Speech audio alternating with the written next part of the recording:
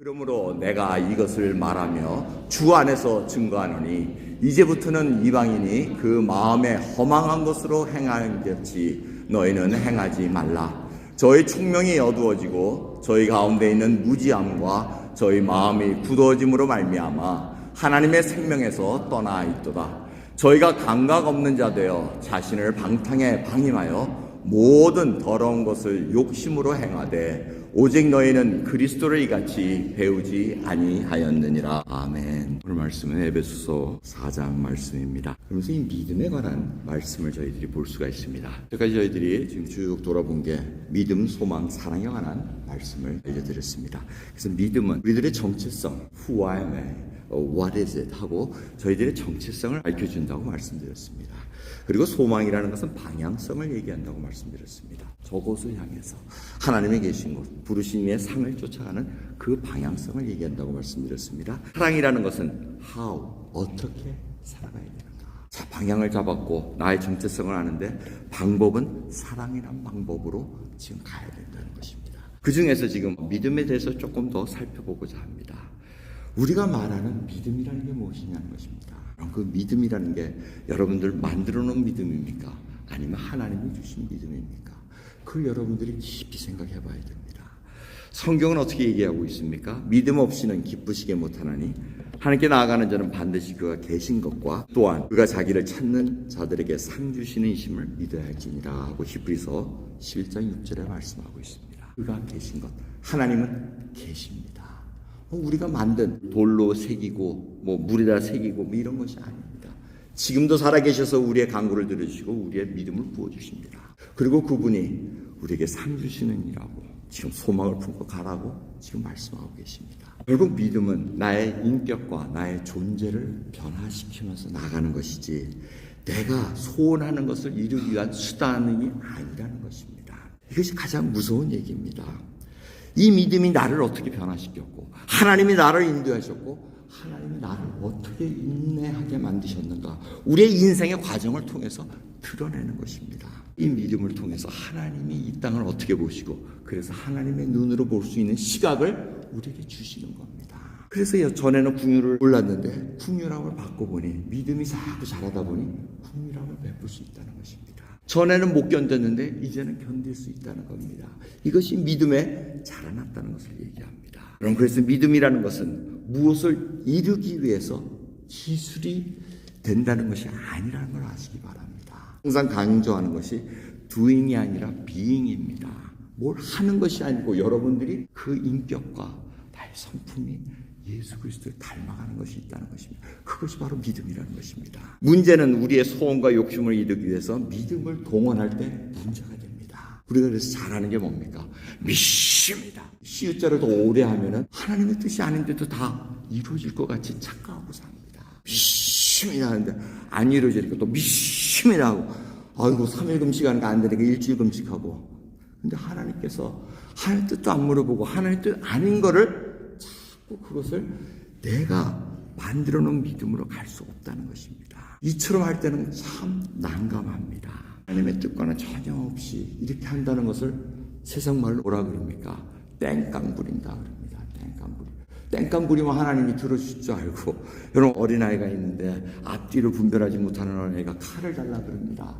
그 애가 그냥 칼 달라고 땡깡을 부리고 막 난리를 칩니다. 그런데 칼 주는 부모가 있습니까? 절대 안 주죠. 절대 안 줍니다. 그러니 믿음이라는 것은 땡깡 부려가지고 되는 것이 아니고 하나님이 뭘 아는가 하나님의 눈으로 볼 수 있는 그 믿음이 자라난다는 것입니다. 그러니 하나님께서 이러한 사항을 알려주시기 위해서 오늘 에베소 4장 17절부터의 말씀을 등장시켜 놓으십니다.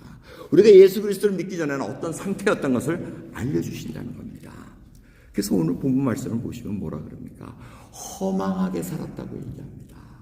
예수 그리스도를 믿기 전에는 우리가 세상의 것을 쫓아다니면서 허망하게 살았다는 겁니다. 이 허망하다는 것은 가치가 없는 것, 목표가 없는 것을 의미하고 있습니다. 그 목표가 없다는 것은 뭡니까? 관역이 없다는 겁니다. 목표물이 없으니까 제대로 쏘았는지 제대로 어떻게 됐는지 구분을 할 수가 없다는 겁니다. 그것이 바로 예수 그리스도 믿기 전에 세상 속에 휩쓸려간 살아간 저희들의 모습이었다는 것입니다.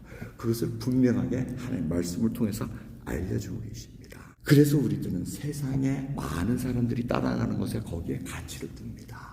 이렇게 하면은 이게 더 좋은 거구나 하고 하나님과는 상관없이 하나님의 나라의 가치관은 상관없이 세상의 가치관에 둔 것에 따라서 쫓아가기 마련이었다는 것입니다. 그래서 그것이 바로 감각 없는 자가 되었다고 얘기하고 자신을 방탕하게 반응했다고 얘기합니다. 내깔려 뒀다는 것입니다. 내 마음대로 하게 두십시오. 이 얘기를 하고 있다는 것입니다. 그러면서 결국 모든 더러운 것을 욕심으로 행했다는 것입니다. 마치 잘하는 척, 착한 척 하지만 결국 다 보면 자기의 탐욕을 이루기 위해서, 자기의 욕심을 이루기 위해서, 자기가 인정받기 위해서 하나님의 뜻과는 상관없이 사람들에게 선함을 행하는 허망한 일을 행했다는 것입니다. 우리들이 그렇게 살아오지 않았습니까? 삶의 방향이 어디로 가는지 모르고 믿음이 없음에도 불구하고 세상이 쫓아가는 대로 가면은 그것이 될 줄 알고 흘러서 이 미국 땅까지 오지 않았습니까? 이 프레딕스버그 이곳까지 오지 않았습니까? 저도 예수 그리스도 믿기 전까지 삶을 이렇게 보면은 결국은 그렇게 왔더라고요. 미국까지 온 것도 친구가 강남 간다니까, 친구가 유학 간다니까, 유학 가면은 뭐가 잘 되나 보다. 그리고 또 쫓아왔습니다. 그 상황이 다, 여러분들도 그렇지 않아요? 저는 아닙니다. 한 분 계세요? 다 이렇게 쫓아오라니까, 저기 가면 잘 사나 보다. 내 언니가, 아니, 내 동생이, 이러면서 막 해가지고, 막 와가지고, 우글우글 해가지고 왔더니, 어느덧 여러분들 나이가, 머리가 희끗희끗 해가지고, 머리도 다 빠져가지고, 프레딕스버그라는 이 총구석에 앉아가지고, 지금 말씀을 듣고 있습니다. 이것도 다 하나님의 섭리입니다. 근데 하나님께서 여기까지 인도해 주신 이유는 믿음을 세우기 위함이라는 겁니다. 그럼 그러기에 지금, 이 믿음 갖기 전에 있던 세상이 어떤 세상인가 계속 와서 알려주고 있습니다. 이게 과거나 지금이나 다를 바가 없습니다. 디모데후서 3장 1절부터 보시면 뭐라 그럽니까? 사람들은 자기를 사랑하며 돈을 사랑하며 자긍하며 교만하여 회방하며 부모를 거역하며 감사치 아니하고 거룩하지 아니하고 무정하며 원통함을 풀지 아니하며 참소하며 절제하지 못하고 사나우며 선한 것을 좋아하지 아니하며 배반하며 조급하고 쾌락을 사랑하기를 하나님 사랑하는 것 더 좋아한다고 얘기합니다. 이것이 바로 세상 속에 살았던 저희들의 모습이었다는 겁니다. 믿음을 가졌음에도 불구하고 우리는 그것을 더 선호합니다.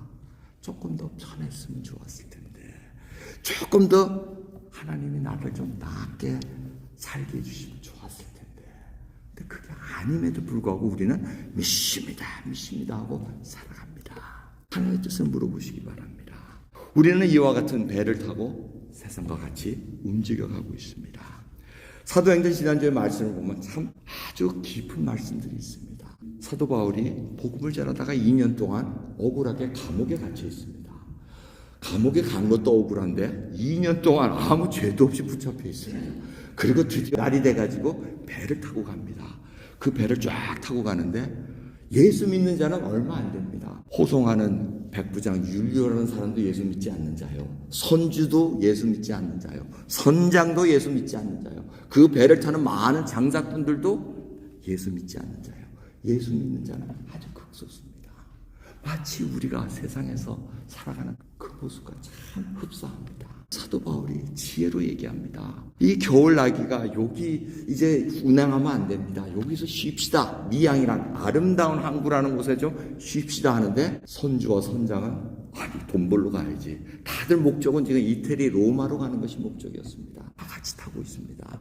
아닙니다. 우리는 더 안전한 곳으로 가야 됩니다 하고 가다가 배가 박살납니다.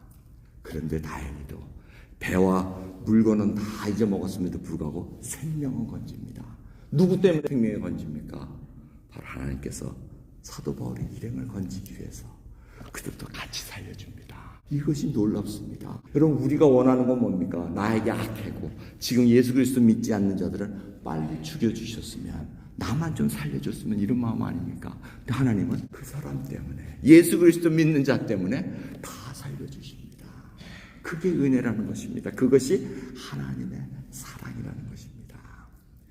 이를 위해서 사도 바울이 얼마나 성질나겠어요. 아이고, 좀 하나님 뜻대로 이렇게 잘 가고 있으면 배도 좀 파손당하지 않고 좀 이렇게 찬물에 도동도동 빠지면서, 겨울이었습니다. 겨울에 찬물 빠지면 얼마나 추워요. 그 고생하면서 삽니다. 그런데도 한마디 불평 안 합니다.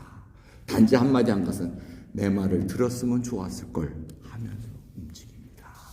여러분 툭툭 털어내시기 바랍니다.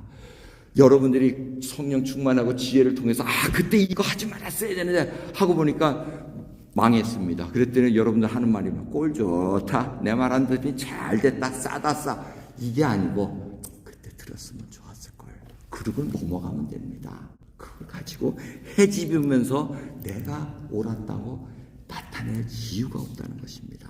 바로 이것이 믿음을 갖고 살아간다는 것입니다. 고난을 겪으면서 깨닫는 것은 뭡니까? 계속해서 하나님만 붙잡으라는 사인입니다. 여러분의 삶이 지금 원하는 대로 이루어지지 않습니까? 하나님께 더 나와야 됩니다. 더 붙잡아야 됩니다. 하나님 그걸 원하십니다. 여러분 아까 그 루케선 목사님 그 환승 비자가 왜 이렇게 안 되는가?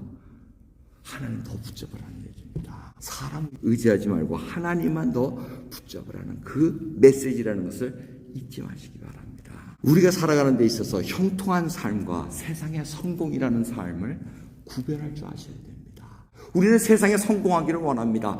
예수님도 믿으면서 세상이 원하는 그 가치관에 맞춰서 성공했다는 소리 듣고 싶어 합니다. 그런데 하나님이 정말 그걸 원하십니까? 생각해 보시기 바랍니다. 하나님의 사람은 어떤 상황 속에서도 죄를 피하고 거룩함을 목적하는 자입니다. 거룩함이 목적이지 잘 먹고 잘 사는 것이 목적이 아니라는 것입니다. 잘 먹고 잘 사는 건 따라올 수도 있습니다. 안 따라올 수도 있습니다. 그건 개런티가 안 됩니다. 하지만 거룩함으로 인해서 하나님께서 분명히 우리를 착하고 충성된 자와 잘하였도다 칭찬하는 것은 개런티할 수 있습니다. 이것이 믿음이 자라나는 것입니다. 환경이, 조건이 바뀌는 것이 아닙니다. 나의 마음이 변합니다. 하나님 눈으로 볼 수 있는 믿음의 눈이 자란다는 것입니다. 제가 아는 야곱이라는 미국 분이 계십니다. 등치도 이만하고 한 250파운드 넘는 분입니다. 만나면은 아주 스윗해요. 근데 이분이 맨날 그 인슐린 주사 맞고 약물 주사 맞고 매일 이거예요. 그래서 제가 물어봤어요.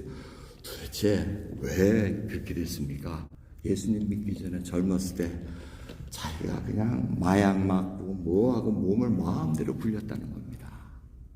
그리고 예수 그리스도를 믿고 보니 내가 회개하고 돌아서고, 그런데 망가진 몸 하나님께 고쳐달라고 아무리 해도 지금 내가 그거 엄두가 안 난다는 겁니다. 이렇게 살려주신 것만도 감사한다는 그 고백으로 살아가는 모습이 얼마나 이쁜지 모릅니다. 참 아름답습니다. 우리는 예수 그리스도를 믿은 후에 주님 내가 전에 과거에 그렇게 해가지고 이거 받는 거 주님 좀 삭감해 주세요. 탕감해 주세요. 그리고 건강하게 그래서 잘 사람들에게 나서게 해주세요. 그럼 내가 예수님 잘 증거할게요. 이렇게 네고시에이트합니다. 그게 아니고 그 상황 속에서 내가 하나님 감사합니다. 내가 비록 지금 몸이 만신창이가 되고 지금 약물을 의지하는 인생일지라도 하나님 앞에 살아갑니다라는 고백으로 살아갈 수 있는 것이 바로 믿음을 가진 자가 나의 정체성을 제대로 아는 자라는 것입니다. 여러분 이런 믿음을 갖기 위해서는 하나님을 더욱더 알아가야 됩니다. 하나님 여러분 뭘 원하시는지 아시지 않습니까? 성경은 그걸 계속 얘기하고 있습니다. 호세아 6장 6절도 나는 인애를 원하고 제사를 원치 아니하며 번제보다 하나님을 아는 것을 원하노라 하고 얘기합니다. 여러분 하나님 앞에 뭘 많이 하면 뭘 하면은 그게 하나님이 기뻐하실 거야 하고 착각할 때가 많습니다. 근데 하나님은 우리의 삶 속에 하나님의 사랑이 드러나지 않는데 그 예배를 기뻐해 줄 수 있겠느냐 하고 반문하고 계십니다. 하나님께서는 이렇게 미가서 6장 8절부터 말씀하십니다. 여호와께서 내게 구하시는 것이 오직 공의를 행하며 인자를 사랑하며 겸손히 내 하나님과 함께 행하는 것이 아니냐고 말씀하십니다. 하나님과 함께 행한다는 것, 인자를 사랑한다는 것, 헤세드, 언약적인 사랑입니다. 그 언약적인 사랑이 과연 어떤 것인가? 목바이 비난교회를 말씀드린 지난주에 6명이 온 그 사진입니다. 그리고 이게 유한이라는 아가씨인데 이 아가씨가 뒤에 앉아있습니다. 장의 형제가 보내왔는데 이분이 그때 핍박당할 때 있었다는 거예요. 그러면서 알면서도 서명하라는데도 나 그런 거 못한다. 근데 이분이 100마일 넘게 오토바이를 타고 주위에 온다는 겁니다. 근데 그걸 깜짝 놀랐어요. 100마일? 걔네 잘못됐지 하고 지금 100마일 확실하냐고 다시 물어봤는데 답변은 없어요. 근데 100마일로 일단 얘기해놓고 100마일 오토바이를 타고 온다는 거예요. 그리고 지금 몇 시간 전에 예배드린 그 자리에 또 나와 있습니다. 그리고 자기 친구를 데리고 나왔습니다. 다 이걸 인자를 사랑하고 하나님과 함께 동행한다는 거. 그럼 동네 주민들도 아는 곳에 100마리 넘는 이 유한이라는 딸이 예수 그리스도 믿은 지 얼마 되지도 않았답니다. 1년도 안 됐답니다. 근데 자기가 예배 드리는 것을 막을 수는 없다 그러고 지금 예배 드리는 그곳에 온다는 겁니다. 여러분 얼마나 귀합니까? 과연 믿음이 무엇인가 한번 살펴보시기 바랍니다. 모여서 애찬을 나눕니다. 먹고 또 다음 주에 또 기약하면서 또 다음 주에는 몇 명이 올지 아니면 정말 관공부 경찰 공안들이 와가지고 또 문을 닫을지 우리는 알 수 없습니다. 근데 우리가 해야 될 것은 뭡니까? 계속 기도해 주시기 바랍니다. 내년에 베트남 방문할 때는 꼭 여기를 가서 정말 유한이라는 자매도 만나고 이분들을 같이 격려해 줄 수 있는 우리들이 같이 가고 있다는 것을 알려주기를 소원합니다. 또 황세영 목사님 통해 가지고 며칠 전에 왔던 하장에 있는 뚱딴 읍에 있는 조그마한 예배 처소입니다. 아주 티피컬한 흐몽족 가정집의 예배 처소입니다. 사진을 보면서 참 옛날 생각 많이 났습니다. 소수부족들은 이렇게 해놓고는 여기 엄마 아빠 자고 여기 자식 자고 여기 있으면 할아버지 할머니 자고 계속 사람이 있으면 계속 이렇게 커튼 쳐놓고 자는 거예요. 그러면서 바람이 여기 들어오잖아요. 여기 옛날 생각나더라고요. 거기서 자고 있으면 한바람이 씩 오면서 그런데도 예배를 드리는 처소이기 때문에 이 방만서라는 이분이 지금 인도를 하고 있다랍니다. 그래서 여러분 쭝딴 읍의 교회를 생각하시면서 방만서라는 이분을 위해서 기도해 주시기 바랍니다. 이 처소가 점점 왕성하기를 원합니다. 이 황세현 목사님이 이 사진을 보낸 이유는 자기가 가서 도와주지만 내년에 방문할 때는 같이 가자는 사인입니다. 그래서 같이 갑시다 하고 지금 메시지를 보내놨습니다. 여러분 이것이 바로 믿음 있는 자가 굴지 않고 오늘 사진을 좀 자세히 보시면 좋을 텐데 이 청년들이 참 힘이 없습니다. 답답합니다. 우리의 모습과 이들의 모습은 다를 바가 없습니다. 하지만 하나님께서 주시는 그 믿음의 길을 묵묵히 걸어가겠다는 그 믿음의 여정을 가고 있다는 것 잊지 마시기 바랍니다. 여러분 오늘 설교 제목이 뭡니까? 세상과 결별된 믿음입니다. 세상과 결별됐지만 하나님께서는 우리를 세상 속으로 집어넣으십니다. 그리고 풍랑 속을 같이 겪을 때 세상 사람들과 같이 겪게 만드십니다. 우리는 고개를 내세워가지고 이 길이 아니야 회개해야 돼 하고 하나님께 돌아와요 하지만 휩쓸려 갑니다. 그러면서도 우리는 믿음을 지켜야 되는 의무와 책무가 있다는 것을 잊지 마시기 바랍니다. 시편 73편에 바로 그 말씀이 있습니다. 시편 73편 여러분들 집에 가서 한번 보시기 바랍니다. 나는 거의 실족할 뻔하였고 내 걸음이 미끄러질 뻔하였으니 이는 내가 악인의 형통함을 보고 오만한 자를 질시하였습니다. 아니 악인들이 저렇게 잘 먹고 잘 사고 죽을 때도 때깔이 좋아가지고 죽고 아프지도 않고 죽는 거 그거 보니까 내가 믿음 있는 내가 미치겠사이다 하고 이 고백을 하고 있습니다. 그런데 고백이 어떻게 되냐면 하나님의 성소에 들어갈 때에야 저희 결국을 내가 깨달았나이다 하고 얘기합니다. 하나님 전에 들어오니 알았나이다. 나의 질시하는 것이 얼마나 부족한 자였나 깨닫습니다. 하나님 모르는 자가 불쌍한 것이지 하나님을 아는 자가 불쌍한 것이 아니라는 것을 알았나이다 하고 고백합니다. 여러분 우리의 고백이 있기를 원합니다. 여러분들이 지금 바라보는 그 목표와 믿음의 경주가 어디를 향해 있는가 한번 살펴보시기 바랍니다. 그래서 이 시편 73편 마지막 본을 보시면 이 말씀을 합니다. 하늘에서는 주에 누가 내게 있으리요 땅에서는 주밖에 나의 사모할 자가 없나이다. 내 육체와 마음은 쇠잔하나 하나님은 내 마음의 반석이시요 영원한 분기시시라. 하나님께 가까이 함이 내게 복이라. 내가 주 여호와를 나의 피난처로 삼아 주의 모든 행사를 전파하리이다. 이것이 믿음의 고백입니다. 기도하겠습니다. 하나님 감사합니다. 정말 하나님께 가까이 함이 나의 복이라는 것을 고백하게 하옵소서. 주여 저희들이 믿음이 있습니다. 주님께서 세워주시고 박수해 주시기를 원하오니 붙들어 주옵소서. 감사드리며 우리 예수 그리스도의 이름으로 기도드리옵나이다.